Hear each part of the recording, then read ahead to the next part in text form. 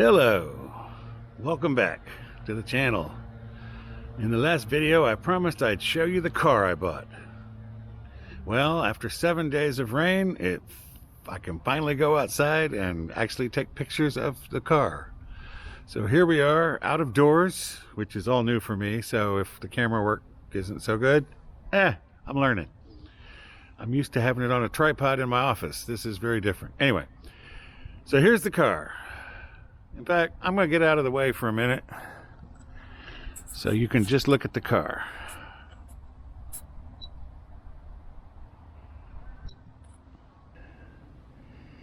So you see, this is the Dodge Challenger RT Scat Pack 392, which you can see right here on the little Bumblebee logo, the Scat Pack logo. 6.4 liter V8. There are the upgraded tires that come with the Dynamics package, the 275s, 9.5 inch wide wheels, and you can see in there the 6-piston Brembo brakes on the giant rotor disc that goes with them. Then as we move back along, you see I have the RT stripe, which again did not ask for, but that also comes with the black fuel cap, which is a lot prettier. And then here on the back we have the 4-piston Brembos. Okay, sliding on around.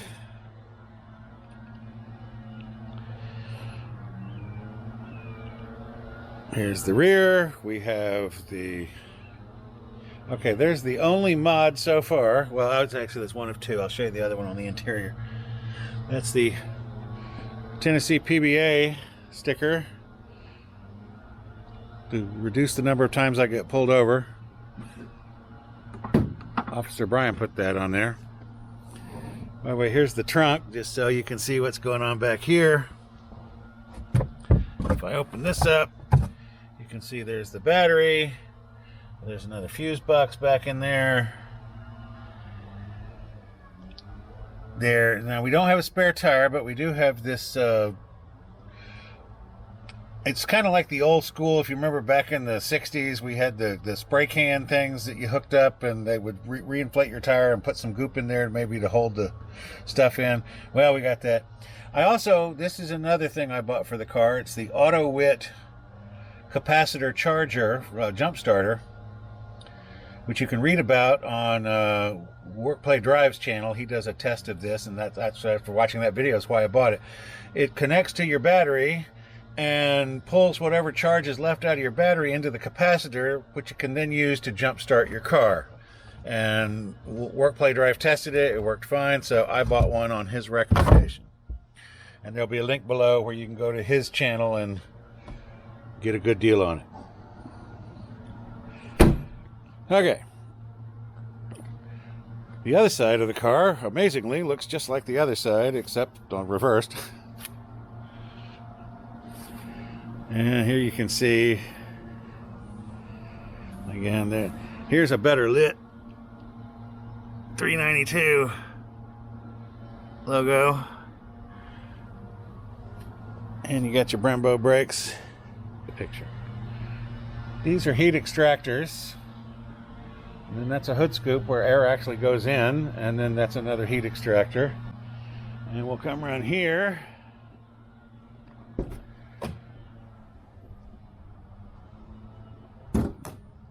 And we will look under the hood.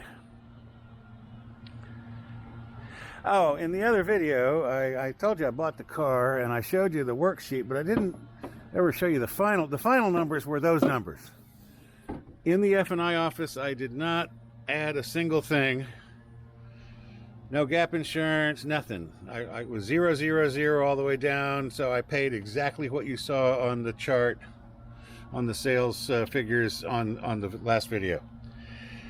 Okay, now enjoy your look at this. Oh, by the way, this is very interesting. This is the ABS cover, which only the Hellcat had up until 2020. So cars before 2020, unless you had a Hellcat, you did not have the ABS was exposed. This is important because I bought a cover for this, that you have to have this covered in order to put the cover on. In fact, I bought all sorts of bling. So the next time we're under the hood, I'll be showing you all the bling. These yellow things will be being replaced. These black tops, that'll be replaced. Yeah, a lot of these things will be going to be replaced with much prettier versions.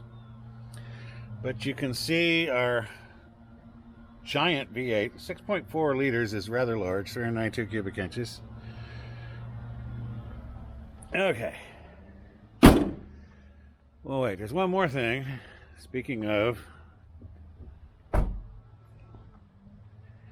you need to hear this.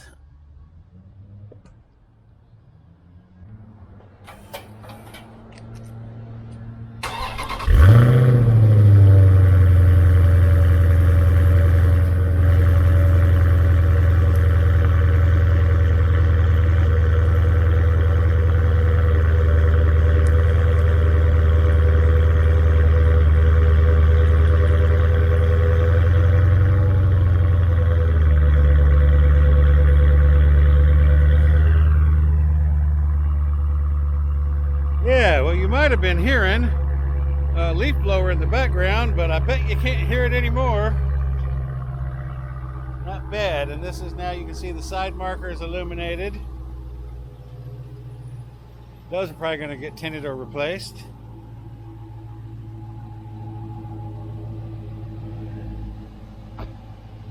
Oh, down here at the bottom, below the grill, you see that little circular thing in the center. That is the sensor for the adaptive cruise control, which if you've been following my channel, you know that one of the whole reasons I bought this car was because it was one of the few coupes with adaptive cruise control. And again, I keep getting my damn shadow in there. Oh, and then there are the two dots that are where the holes are if they're going to put on a front license plate, but I live in Tennessee, so not a problem. Okay. Let's go inside.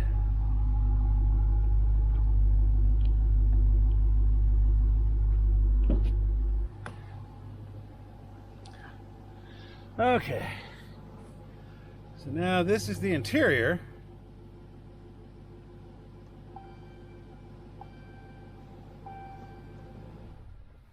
Here, let me turn the engine off for a minute, because I'm going to want you to see what it does in here when it starts up. But anyway, here's the Alpine stereo system, which, if you recall from the last video, was one of the options that I wanted and was on this car, which is one of the reasons I bought it. One of the other options on this car that came, I believe, I think it comes with the Dynamics package, is the flat bottom steering wheel, which I'm having trouble getting far enough away from me to see the flat bottom. But also right here, if you've watched a lot of these videos of Challengers, you have probably not seen these three buttons with writing on them. This is the adaptive cruise control buttons, which of course most people, in the manuals you can't have it. And then a lot of people don't get it because, again, it's like a $1,300 option with some other stuff. Okay, let me close the door. And now let me get the, let's start this baby back up. Can I get, yeah, I want to get both. There's that 392 logo pops up. I have it set to the giant speedometer because, well, if you have one of these cars, you kind of need to have it set to the giant speedometer because there's lots of other things you can put in there.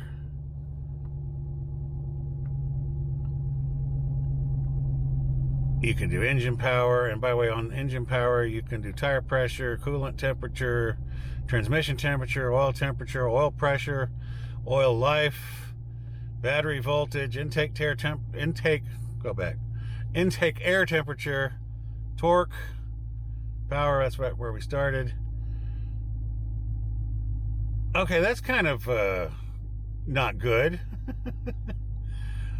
Apparently, someone got this car up to 102 miles an hour already, and I can't imagine who that would have been. I don't know, me on my test drive. It's only got 113 miles on it, if you can see down there at the bottom. Sorry, I'm having some lens flare problems. I'm doing a J.J. Abrams thing. Reaction time, I haven't done a 0 to 60 or a 0 to 100 or an eighth mile or a quarter mile. Braking distance, I haven't tested. There's G-forces. Not very much right now. Peak G-forces. I haven't gone 0.7 to highest. Lap timers, lap histories. Okay. Adaptive cruise control, for some reason, gets its own thing. There's my fuel economy. Ooh, 14 miles a gallon. I'm burning it up. There's your trip odometer things where you can, do your miles per gallon and how long, etc. There's the radio stuff if you're listening to radio. No stored messages. Okay, dinner setup. And we're back where we started.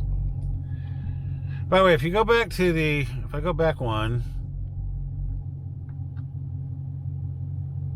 Okay, speed warning is off on here. Now,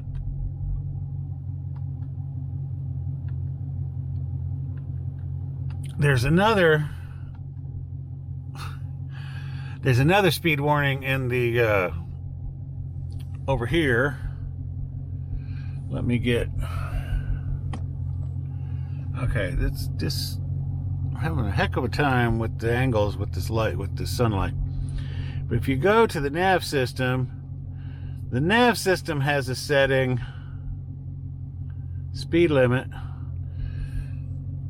So it will tell you a speed limit warning when you're going 15 miles over the posted speed limit, that the nav system knows the speed limits of most roads. So I have it set for 15 miles an hour because even watching the speedometer, you often find yourselves going over. And so the nav lady comes on and says, the speed limit is 40 miles an hour. And you look down and you're going 60. And you went, oh, okay. So that's one of the settings in the nav, which I find quite useful. The nav is but I just like having it. Yes, you can use CarPlay. It has CarPlay and Android Auto. But the problems with that is if you lose cell service, which in backwoods Tennessee and Arkansas, where I drive, sometimes you do, this nav system will still work, whereas the CarPlay might stop working for some period of time. I don't like that. We've got all sorts of apps on here. By the way, there's lots of. I'll be doing more videos. I'll do a video just about the entertainment. Infotainment system is what they call them these days. Look, the whole vehicle user guide's on here. Projection manager, that's CarPlay and Android Auto. I have the heated wheel, which, by the way, you can drag things down here. I don't remember what was there, but I replaced it with the heated wheel because I like to be able to turn the heated wheel off and on. And we go back to Sirius XM, which the volume off because copyright. Although apparently right now somebody's talking. Oh, they're starting a thing. By the way, I love that the Sirius XM has the album art, the cover art, like an iPod or I guess an iPhone now. We don't have iPods anymore. Look how old I am. I'm talking about iPods. Anyway, we also have up here the home link 1, 2, and 3.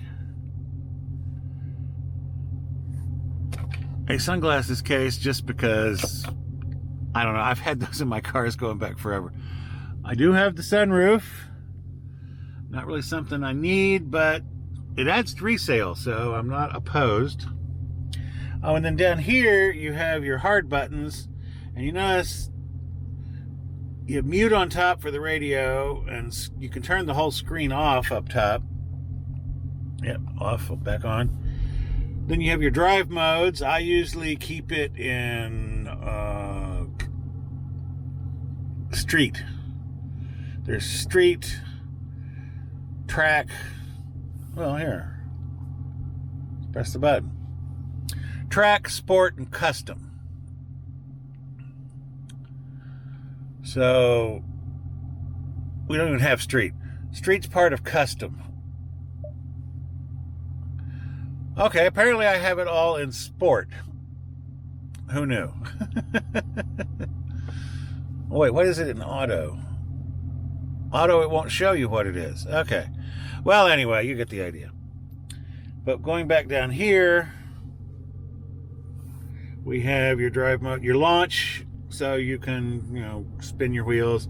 And by the way, if you notice up here on this screen under launch control, you can set the RPM, the max, when you're going to launch, all that kind of stuff.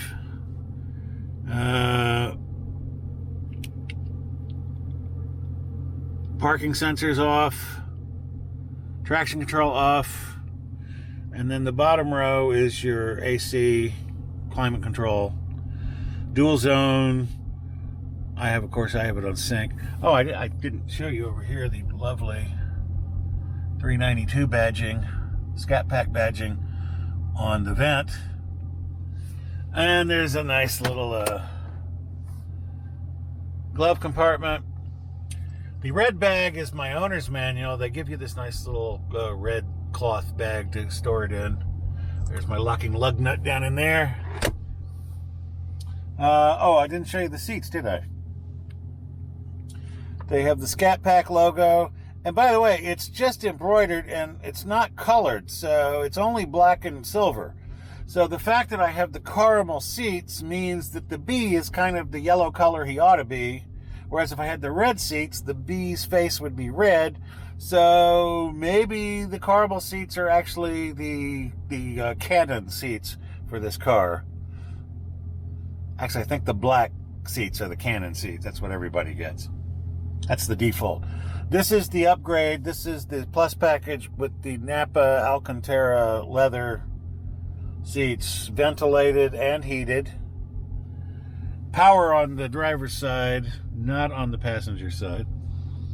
And then, of course, you have the rear seats where you don't ever want to be sitting. And that was the interior. Now let's do some overviews of the exterior. Here are some flyby shots. Yes, I bought a drone because it's also tax deductible because I'm using it only for this channel.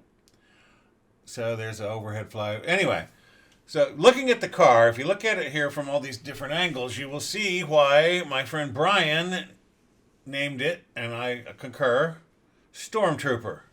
If you remember, my black Blazer that I had back in New Orleans and when I first moved up to Tennessee was called Darth Vader because it was all black and looked like kind of Darth Vader's helmet. Well, this is his underling, Stormtrooper.